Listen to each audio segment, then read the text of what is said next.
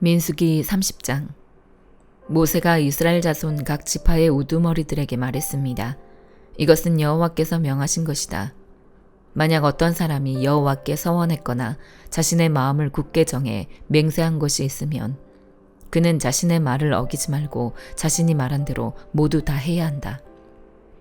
만약 어떤 여인이 아직 나이가 어려서 아버지의 집에서 살고 있을 때에 여호와께 서원했거나 마음을 굳게 정한 것이 있는데 그녀의 아버지가 그녀의 서원이나 그녀가 마음을 굳게 정한 것에 대해서 듣고도 아무 말도 하지 않았을 때는 그녀의 모든 서원이 유효하며 그녀가 마음을 굳게 정한 것도 모두 유효하다. 그러나 만약 그녀의 아버지가 그녀의 말을 들었을 때 허락하지 않았다면 그녀의 서원이나 그녀가 마음을 굳게 정한 것은 유효하지 않다. 그녀의 아버지가 그녀에게 허락하지 않았기 때문에 여호와께서 그녀를 용서해 주실 것이다.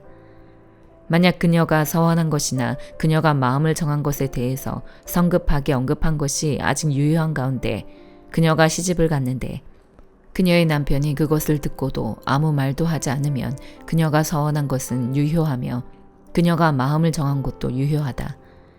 그러나 만약 그 남편이 그 말을 듣고 그녀에게 허락하지 않고 아직 유효한 그녀의 서원이나 그녀가 마음을 정한 것에 대해 성급하게 언급한 것을 취소시켜도 여호와께서 그녀를 용서해 주실 것이다. 과부나 이혼녀가 한 서원이나 마음을 정한 것은 그녀들에게 유효하다.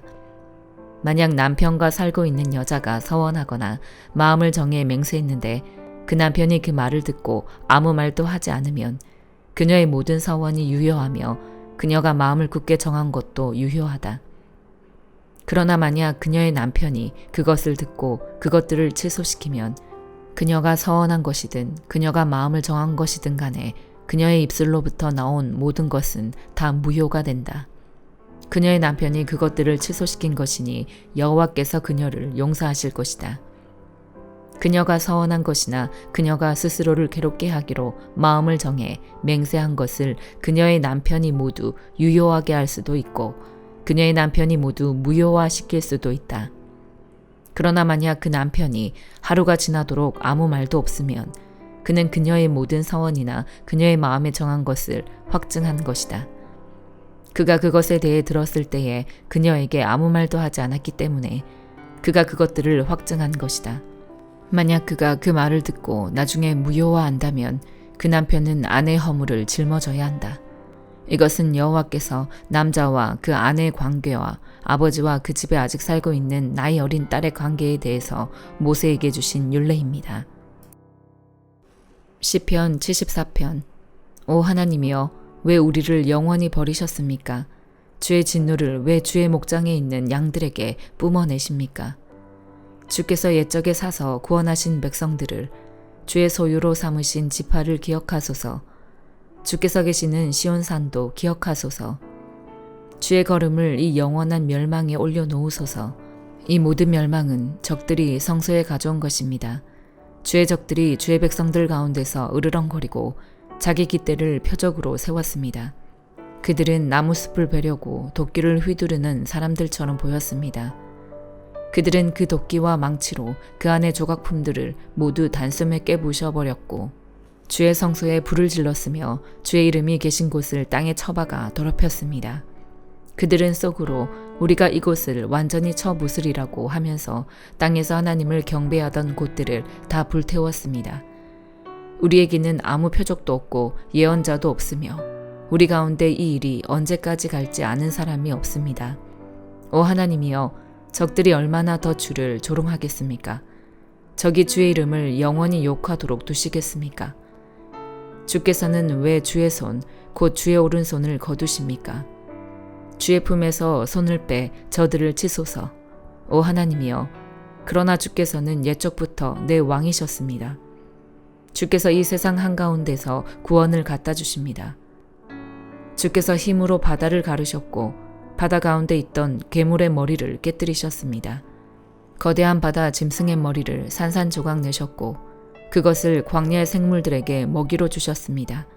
주께서는 또한 샘물과 강물을 여셨고 강력한 강물을 말려버리기도 하셨습니다. 낮도 주의 것이요 밤도 주의 것입니다. 해도 달도 주께서 달아두셨습니다. 땅의 모든 경계도 주께서 세우셨고 여름도 겨울도 주께서 만드신 것입니다.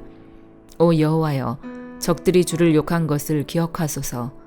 그들이 어리석게도 주의 이름을 모독했습니다. 오 주의 비둘기의 영혼을 악인들의 소굴에 넘겨주지 마소서. 주의 가난한 백성들의 무리를 영영 잊지 마소서. 주의 언약을 생각해 주소서. 땅의 어두운 곳이 폭력배들로 득실거립니다. 오 억압당하는 사람들이 수치를 당하고 돌아오는 일이 없게 하소서. 가난한 사람들과 궁핍한 사람들이 주의 이름을 찬양하게 하소서. 오 하나님이여, 일어나 주의 생각을 알려주시고 어리석은 사람들이 날마다 주를 모독하는 것을 기억하소서. 주의 적들의 소리를 지나치지 마소서. 주께 들고 일어나는 사람들의 소동이 점점 더 많아지고 있습니다. 이사야 22장. 환상의 골짜기에 내려진 판결이다. 너희가 모두 지붕 위로 올라가 있다니 도대체 너희에게 무슨 일이 있기에 그러느냐.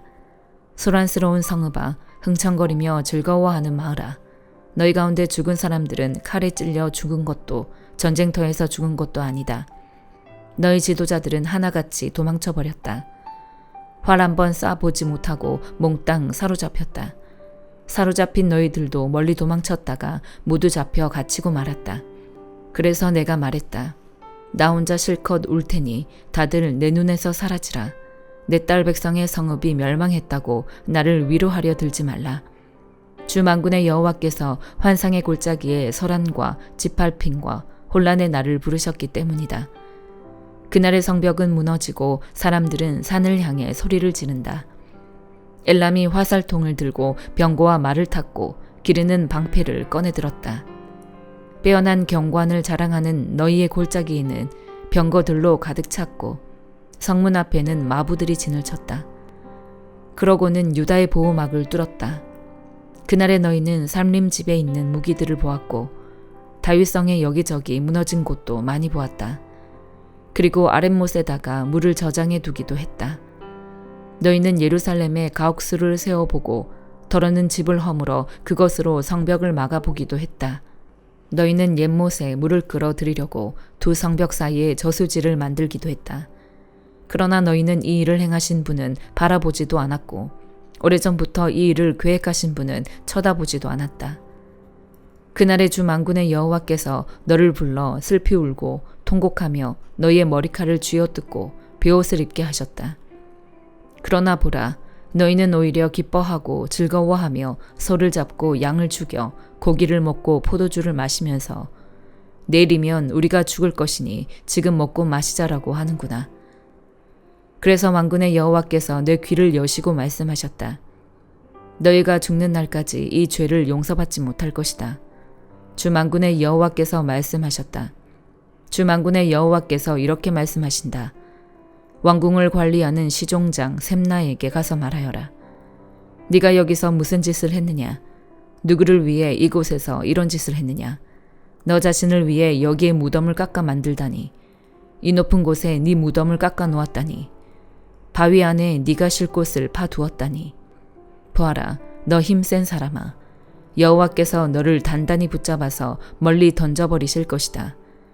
그가 너를 공처럼 돌돌 말아서 광활한 땅에 내던지실 것이다. 거기에서 네가 죽어서 네 호화로운 병거들만 덩그러니 남을 것이다. 너는 네 주인집의 수치거리다.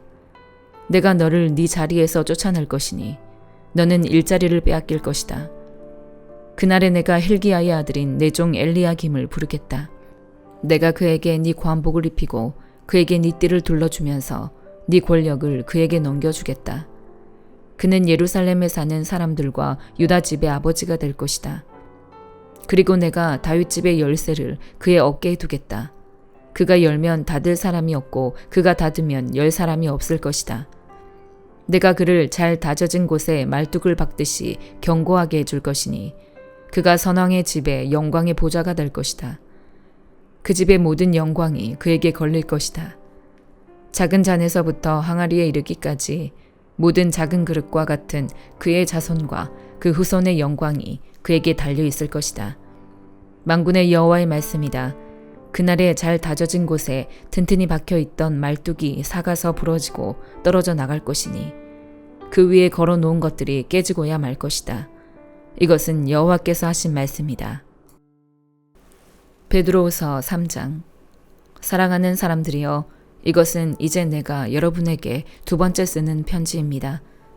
나는 이 두 편지로 여러분의 진실한 마음을 일깨워 생각나게 하므로 거룩한 예언자들이 미리 예언한 말씀들과 주 되신 구주께서 여러분의 사도들을 통해 주신 계명을 기억하게 하려고 합니다.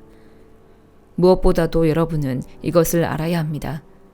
마지막 때 조롱하는 사람들이 나타나 자기 정욕을 따라 행하고 조롱하며 말하기를 그가 재림하신다는 약속이 어디 있느냐. 조상들이 잠든 이래로 만물이 처음 창조될 때와 똑같이 이렇게 그대로 있다라고 할 것입니다. 그들은 하늘이 하나님의 말씀으로 인해 예적부터 있었고 땅이 물에서 나와 물로써 형성된 것과 그때 물이 넘침으로 세상이 멸망한 것을 일부러 잊으려 합니다. 그러나 현재의 하늘과 땅은 동일한 말씀에 의해 간수돼 경건하지 않은 사람들의 심판과 멸망의 날까지 보존될 것입니다. 그러나 사랑하는 사람들이여, 이 한 가지를 잊지 마십시오.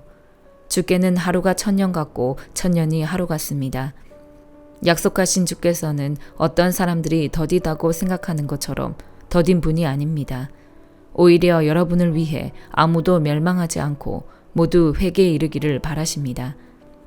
그러나 주의 날이 도둑같이 올 것입니다. 그때 하늘은 큰 소리를 내며 떠나가고 그 구성 물질들은 불에 타 해체되며 땅과 그 안에 있는 모든 것이 드러날 것입니다. 이 모든 것이 이렇게 해체될 것이니 여러분은 어떤 사람이 되어야 하겠습니까?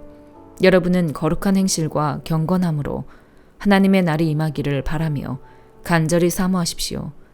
그날의 하늘이 불에 타 해체되고 그 구성 물질들이 불에 녹아버릴 것입니다.